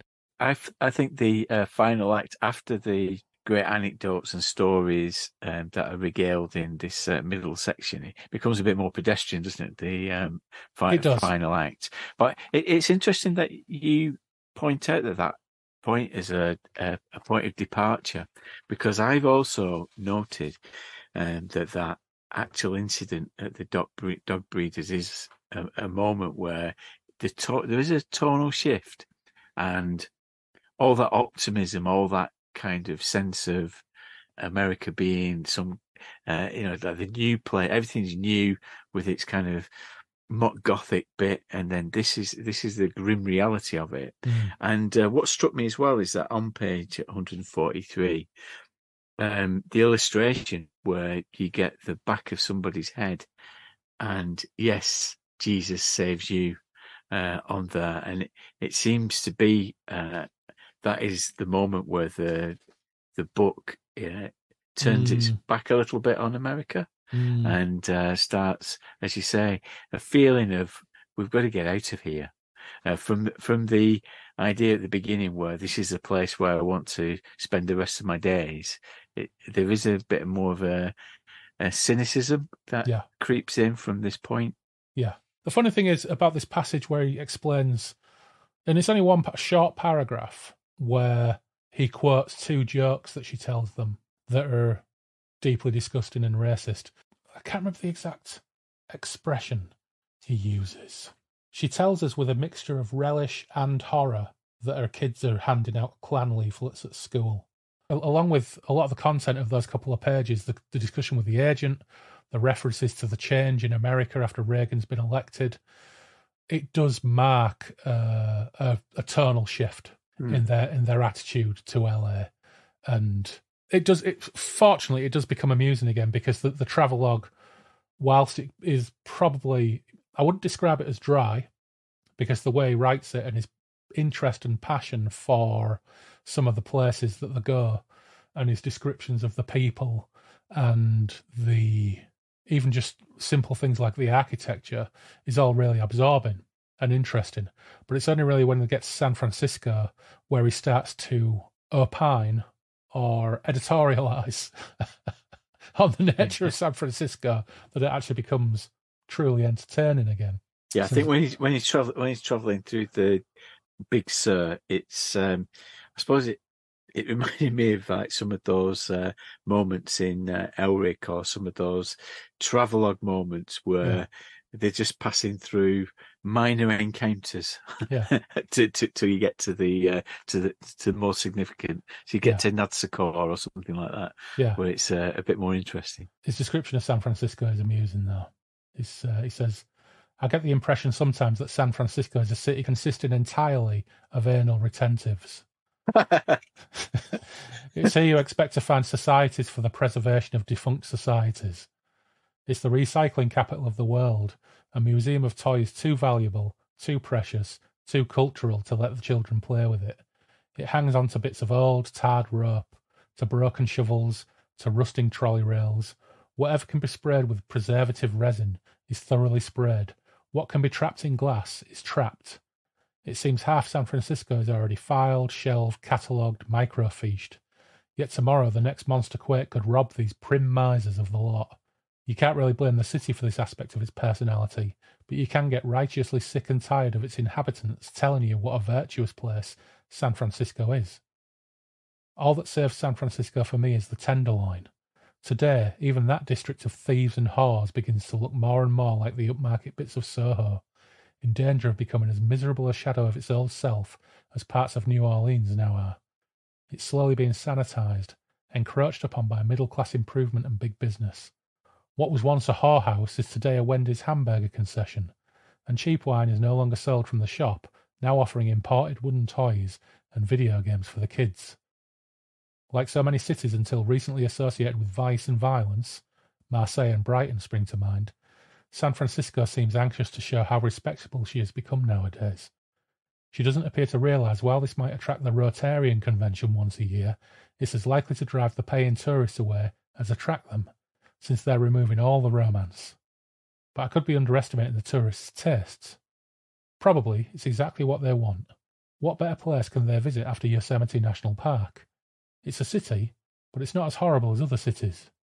New York is a cesspit, and Los Angeles is a smog-bound citadel of mindless materialism, full of weirdos and drug addicts. San Francisco is a haven of sanity and art. No Dark Age monastery clinging to its scraps of inaccurate history in misspelled, boldly illuminated Latin could believe itself saintlier. In the street Hammett once walked in pursuit of defaulting debtors and runaway wives are no longer threatening. If the hooker's ball has become one of the most fashionable events of the season, and if you have to wear a jacket and tie to get into a gay bar, maybe it's so that Chinese labourers aren't beaten to death in broad daylight and their murderers let go with a caution for disturbing the peace, or simply so two women can walk together in a park without being jeered at by everything except the daisies and the pigeons. I can go into most bars and order a drink without much fear these days of someone in a corner taking mysterious offence. So maybe I shouldn't complain. One can benefit from the middle-class conspiracy, that unspoken truth some of us mistake for good manners. So he even goes through an arc in the space of those few paragraphs. It's like San Francisco is boring and it's lame and it's full of middle-class wankers who want to sell you wooden toys, but actually it's safe and it's not the shithole that New York and Los Angeles are. So he's kind of going through a cycle by the end of this, and you really get the sense that even though they decide that they want to go back to Venice and they get fed up of it all, there's a certain duality moving into his opinion of everything about these places. Yeah, I guess that's so, but I find that the puzzle of gentrification, isn't it? Because so you hear this phrase gentrification, where everything becomes homogenized and working class neighborhoods are transformed for the spectacle and the consumption of tourists. But there is something about that is simultaneously inauthentic, but it's also a good thing, isn't it?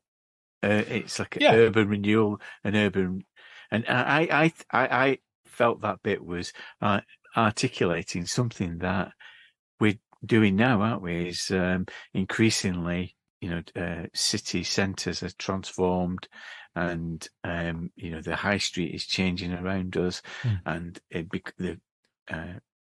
San Francisco is an example of a city that's domesticated as well as being somewhere that's visited.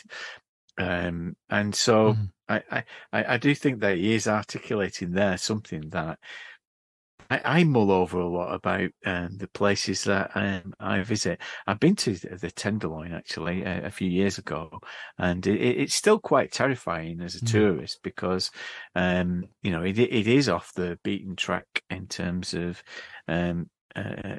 tourism, but clearly it has its authenticity for him is in the fact that it was good old-fashioned authentic crime, and that's where its heritage belongs, in the fact that people were good honest criminals surviving day to day, and now it's just gentrified to the point that the middle classes have taken over, and consumerism's creeping in.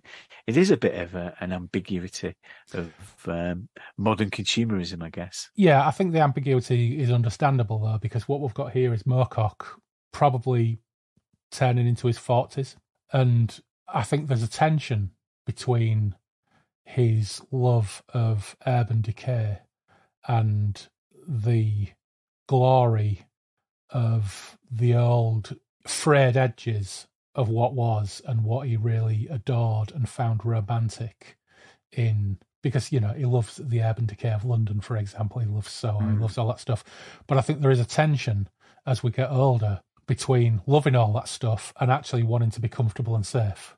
Yes. And that's what's coming through here for me in this. He's had this remarkable experience in Los Angeles. You even get the duality in the passages where he talks about him and Linda living amongst predominantly ethnic minorities, but actually consistently judging them for playing the wrong music too loud. And he sounds like a grumbly old man. Oh yeah, fucking hate Mexican music, And at one point he says that there's like I can't remember how he phrases it, but it's like there's delusion amongst the, in inverted commas, Chicanos, that they're good at music and food, just like there's a delusion amongst, inverted commas, the blacks, that they have rhythm. and that occurs in one sentence in one of those chapters, only a couple of paragraphs after he's said how welcomed they are by, this community that they've moved into where they're shocked if they see another white face. He's not only writing this for an audience, he's writing this at a very specific stage in his life where his priorities are just very subtly shifting from that love of the rough edges of society to the need to feel safe. I guess we all go through that. I'm talking earlier on about how I want to go and get drunk in Big Tuna, Texas, but I don't want to live there. Yeah. I think he's probably catching on to something as well that was emergent in the 80s in terms of the heritage industry and the fact that, at some point he talks about San Francisco being in love with itself and its past in terms of hippie culture and self-replicating that for the benefit of tourists and making sure that its identity was maintained in this past. In the same way that I think he does the equivalent of visitors who come to England and see ye oldie pubs. Yeah. Country pubs with Elvis playing. They get irritated when Elvis plays because it spoils their theme park view. Yeah. Yes. Yeah. And that's very much that was very much emergent in the mid 80s, wasn't it? That idea of the consumerization of the past and places replicating the past for the benefit of tourist consumption. And yeah, I think he's quite. He makes that observation. There's quite a few observations like that, I think, peppered throughout the book, where they're very pertinent to now. I think at one point he observes that, that the self-reliance, the reduction in the value of people's work and people's contribution and their identity as work beings, and they're all beholden to the till or whatever's giving them the information. If that breaks down, they have nothing else to rely on. So the whole machinery has turned the world into a self-replicating computer that no longer human beings have any sway over or able to intervene to make it work. And you think that's quite prescient as well. I think that kind of describes some of the discussions that we have today. Yeah. So that's the second piece of prescience. Predicting Irving Kershner would direct RoboCop 2 and everything you just said. Yeah. There's also there's not a lot left of the book really, but there's a couple of things which I think bear a mention. And one is the second best anecdote after the Christopher Lee anecdote, and this is about interactions with his fans. This is great. Which is great. Fantastic. It says, I'm pretty cheerful because earlier we were given some very good cocaine by an acquaintance who believes I am the world's #1 coke addict. People read my books and think I'm just like my characters. I'm too old for it these days anyway. This confusion between me and my stories sometimes depresses me. Sometimes, too, it frightens me. I think that they might be right. On my birthday in LA, I get coke spoons, another paraphernalia, tabs of acid, lines of smack in notes signed peace and keep on trucking. Messages from an earlier, more innocent world. Messages indeed from that world's victims. It used to be mainly speed freaks who read me, I was told. I think this was probably true because until recently in several pubs around Notting Hill Gate, I used to be offered bombers or sulphate before I could reach the bar and order a pint. Some years ago, the owner of a shop in London asked me seriously, "What are you doing to your fans? They come shambling in here, wearing filthy jeans and studded jackets, knock down a rack of books, retch over the magazines, and open their filthy palms with 50p pieces in them. The red eyes roll up in their sockets. You know what they want, but you wait for them to mumble the words anyway. New Moorcock, man." We give them your latest paperbacks, and away they go again. The thing is, they never buy any books by other authors. I felt vaguely flattered. When these fans recognise me in the street, they rarely buttonhole me. They're usually sweet-natured, well-mannered, even shy. I'm glad they like my stuff. The only problem is, it's almost impossible to stop them giving me drugs. When I used to smoke a pipe, I had to learn to cover it, or I'd find it half full of hash before I knew it. They offer quick, apologetic, secretive smiles and press something into your hand or flip it into your pocket. Then when you look, you've got a tiny one-hit tinfoil twist of sulphate or a joint. Once, in New York, I had to flush about 12 different angel-dusted joints down the toilet for fear of offending their brain-damaged donors. "How was it, man?" some of them asked with pleased, expectant grins next day. "Great," I said. "Oh, it was great. Best I've ever had. But I'm determinedly upwardly mobile these days. What else can you be living in a concrete and timber garage? And I mix with a richer type of Lodi. Wealthier fans now insist on my trying this great Colombian 90% pure or their Peruvian silver." It's fucking brilliant. Absolutely brilliant. What a thing to moan about. Wonderful. What a life he's had. Yeah, and the thing is, Andy, really, this is all we've got, isn't it, in terms of memoir? Because I've been reading The Whispering Swarm and the Sanctuary novels. The second one's recently been released, and you can see snippets of autobiography within there. Yeah, but he conceals it within this fantasy that he's created around his character. So similar to Jerry Cornelius, Michael Moorcock is a fictional character within his own memoir. So the bits that are tantalising in The Whispering Swarm are the bits that tell you what actually happened in Ladbroke Grove and during that period. But very quickly they go into fantasy.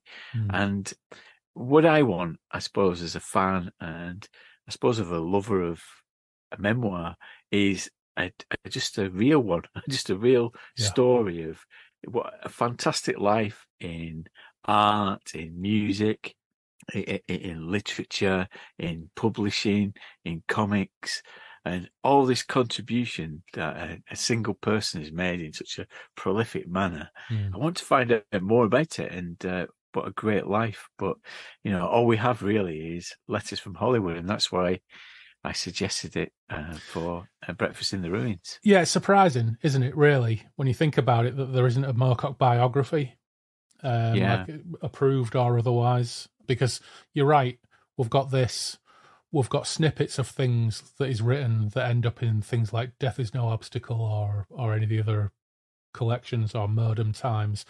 But Casablanca, I think, has got a bit of travelogue in it as well. But they're all written very much to be, I don't know if literary is the right expression. They're not written as raw biography. They're always written with an agenda or a narrative purpose. And you're right, this is the closest we've got to a raw description. For example, a raw description of him fanboying out to Christopher Lee, or a raw description of his feelings around his fans sticking hash in his pipe, or any of these things. And it's the most genuine feeling stuff I've ever read by Moorcock. And it's the most truthful stuff I've ever read by Moorcock. Notwithstanding the fact that we do think there probably is a little bit of, well, we know there's a bit of embellishment because he said it in the introduction. Yes. He says he's embellished parts of this for narrative effect. But yeah, it is a shame because I could read several volumes of this quite happily. And you're right about it being an easy read. You could read this in one visit to the throne. This is a one-shit book. Yes, definitely. Yeah, it's a shame. And as wonderful as that anecdote is, it's followed by another, and again, something that underlines the melancholic nature of all this is the anecdote about Jenny, an old girlfriend of his who died young, and he comments on how many of his friends and acquaintances did die very young due to drug habits, of which Graham Hall is just the latest in this case. And it does reinforce that sad, self-reflective undertone to all of it, and to his demeanour in general, I think. And again, it's even capped off in one of the last letters in the book when he talks about the soured relationship with somebody who he gives the pseudonym Mo, a fellow writer of his who he and Linda managed to get on a sci-fi convention circuit and get them over there. And for whatever reason, they fall out, and Moorcock doesn't realise why he's fallen out with this person. And it leaves a really sad, sour note to it all, which is really unfortunate. And, of course, he gives him the demeanour Mo, and he says, I'll call him Mo because that's who I called the character in the Cornelius novels who was based on him. So we have to assume he's talking about Shaky Mo Collier, who I thought was actually, either way you look at it, it's probably talking about M. John Harrison again. Because I think M. John Harrison was actually the creator of the Shaky Mo character in a Jerry Cornelius short story that he wrote, but in Moorcock's head, it's his pseudonym, for this guy. And he falls out with M. John Harrison for reasons that are difficult to define. And it's really sad and really sour. And it's a shame. And it makes me want the next chapter, where we find out actually that, they have a rapprochement or something. It's it leaves it on quite a sour note, which is a shame. But it's, notwithstanding all of the caveats that we've mentioned, it is a fucking great read. It's a really good read. Indeed. And just on that, Mike Harrison, no, he's recently published his memoir, but it's like an anti-memoir. He describes it as, and that's on my shelf at the moment. I've not read it. I don't know if you've managed to dip into it. I pre-ordered it, and it came, and it went on a pile, and it's just gathering dust in a pile with a million other things, because I still want to read The Pastel City and cover it on this podcast, because I want to cover some Mike Harrison on the podcast. But again, I've got The Pastel City just sitting in a pile on the to-do list. It's not enough fucking hours in the day, man, is there? Not enough hours in the day. I understand from some of the reviews that there are oblique references to both Ballard and Moorcock in his anti-memoir, as he describes it. So I'll be interested to see how that compares. I think after reading this, I'm more inclined to probably accelerate it up the list. But we'll see. We'll see. But that was Letters from Hollywood. So thanks for suggesting it. We got round to it eventually, thanks to you. So cheers. Cheers. Thanks, Andy. And thanks for your little annotations that you've done through it, because it's really helped me to understand the depth of it as well. So thank you for that. That sounded like a really melancholic note to go out on as well. What I will do is I shall crack another bottle of El Peculiar, because whilst I enjoyed that absinthe, I'm not sure I could really cope with another one, because we've got a lot to do tomorrow. So I don't want to wake up with an absinthe head. So I'm going to crack another El Peculiar, and I'm going to say cheers and happy Friday. And let's hook up again at some point in the future and do something else. I've really enjoyed doing Wizardry and Wild Romance and Letters from Hollywood. But I don't know. Maybe we should set a target date to read the M. John Harrison anti-memoir and talk about that. But I'm sure we'll think of definitely. Something. And I would love to explore some of those new worlds with you. Because, as you know, I've got a bit of a fascination about small magazines, and I would love to look at some of them with you. Okay, what I'll do is I'll come up with a list of which ones I've got, and we'll compare notes and see what we've got. That'd be brilliant. Cool. Thank you.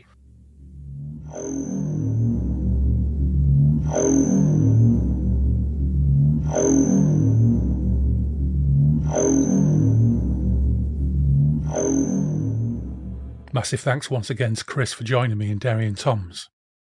You can find the Grognard Files on all podcatchers.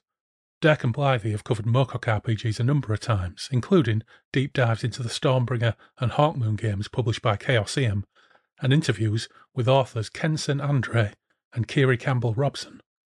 Essential listening for gamers and non-gamers alike. And watch out for their next episode in particular, for which he has a very, very special guest. As mentioned in our yakking, the Richard Glyn Jones blog is at rglynjones.com, and the post I quoted is titled New Worlds and dates to the 26th of June 2021. I will post a link in the show notes. But for now, it just suffices to say thanks as always to our patrons for keeping this show on the road. First, those without tier: Anthony Piconti, Tim Cardos, Dave Dempster, and Sebastian Weetabix. And our Chaos engineers, Andrew Cicluna, Andrew Van Ness, Anthony Porter, Benjamin Fletcher, Brandon Mays, Craig Ledley, Dave Griffiths, Dave Voxman, Gabriel Laycock, Harvey Faulkner Aston, Jim Kirkland, Jim Knight, John W. Lays, Jules Lawrence, Mal Pertwee, Mary Catherine, Matt Saltz, Nelbert, Paul McRandall, PJ Cooper, Scott Butler, and Simon Perrins. And to our crafty jugaderos Alexander Harris, Loz, Taylor, Matthew Broom, Graham Holden, and Toby White. And finally, eternal thanks of course to our patron demons, Tone Milazzo, Alistair Davison, Andy Clark, Andy Darby, David Lee, Fred Quiche, Gareth Wilson, Greg Faulkner, Gwen Barlow, Ian Stead, Imria, Jenny Stim, Jason Vogel, Jay Reeser, Joe Monty, Lee Gary, Mark Hebden, Miles Riedel-Bato, Neil Burton, Paul Hillary, Randall Gatlin, Steve Round, Tom Murphy, the OG patron Norman Beresford, and last, but never least, Robert McMillan. Right, enough blather. Don't forget you can follow us on Twitter and Instagram with the handle @BreakfastRuins. You can email us at breakfastruins@outlook.com. The webpage is breakfastintheruins.com. We have our Patreon page too, and there are a few extra odds and sods on there.